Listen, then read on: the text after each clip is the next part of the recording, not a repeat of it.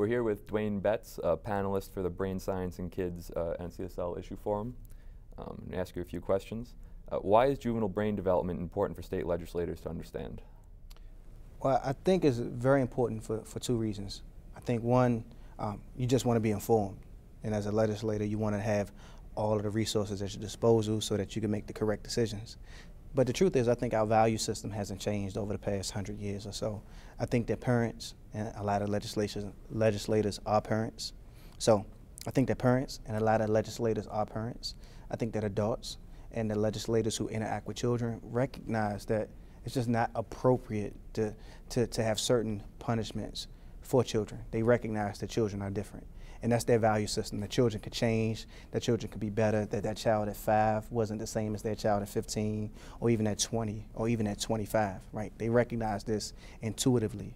But confronting crime, confronting violence, confronting serious problems in the community makes them forget what they intuitively know, and they tend to do what seems right. So the brain science allows them to go back to their value system. The brain science allows them to say, okay, this is why what I intuitively know is correct, and this is where I have to stand my ground as a legislator, where I have to have imagination and find a way to make the young person develop in a way in which I know they will develop, as opposed to making the public more at risk by sending a child into a situation that they aren't ready to deal with, and it costs too much money, and it just doesn't prepare them to re-enter society. And what do you think is the most challenging aspect that legislators have in discussing this issue? Violence, crime. Violence and crime are real. And the thing is, when you aren't equipped with science, when you aren't equipped with an understanding of why somebody could do something as absurd and as heinous and as, showing a total lack of understanding for the sanctity of society, as like robbing somebody or even murdering somebody. But really, we're talking about non-homicide offenses. In my head, there's a lot of young people who end up in prison for non-homicide offenses, but even in confronting those kinds of offenses, I think it's tough. It's really difficult to say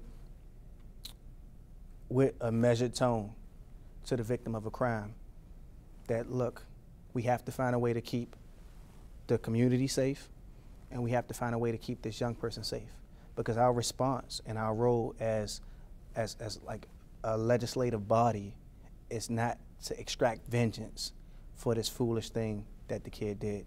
It's to maybe incapacitate him, but it's definitely to rehabilitate them. It's definitely to acknowledge that they are more likely to be a productive member of society if we follow this track as opposed to following the track that we have been following when we lacked sort of the support and the evidence of what brain science reveals to us in terms of human development. What about your life experience do you want to share with legislators and staff? I keep it simple. When I was 16 years old, I carjacked a man. It's the first time I ever held a pistol, but that really doesn't matter. Let's just say I carjacked a man, I pled guilty. The judge told me I am under no illusion that sending you to prison will help. On that day, the prosecutor, the judge, the defense attorney, and most of the people in the courtroom cannot imagine me surviving prison, let alone me coming out of prison and being a productive member of society. Today, roughly 16 years later, I have a graduate degree.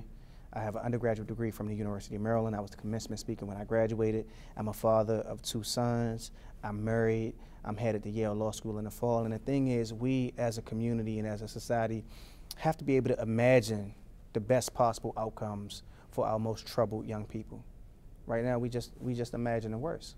And the thing is, I suspect that my judge is satisfied and thankful that I made it out okay.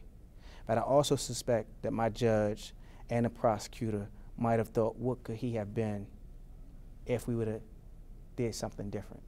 If he didn't come out of the experience with, the nightmares that I might have, or if it just wasn't all of that dead time, 8 years in prison.